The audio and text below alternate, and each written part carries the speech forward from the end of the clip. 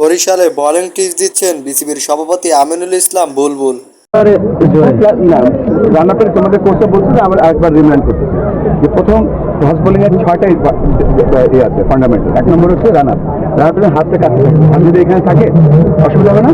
এখানে আসো বাবা, তুমি ওইদিকে থাকো, তুমি মনে বল করছো। হ্যাঁ, তুমি ওই বল করো, হবে না, কি হবে? আপনি বসো বাবা, বসো, পা এমনি বসো, পা ছড়া বসো। হ্যাঁ, কি অসুবিধা হচ্ছে? পা গেলে ওইদিকে নাও, পুরা পুরা 2টা পা। আরো এবার না, ওদিকে ওদিকে বলবেন দিদি জাম করে কেন? তারপরে তারপরে কি হয়? তারপরে জিনিস গেলে খুব তাড়াতাড়ি হয় ব্যাকফুট ল্যান্ডিং। ব্যাকফুট ল্যান্ডিংটা, তারপরে ফলো থ্রু, ফ্রন্টফুট ল্যান্ডিং, তারপরে রিলিজ, তারপর ফলো থ্রু। এগুলো প্রথমে কি না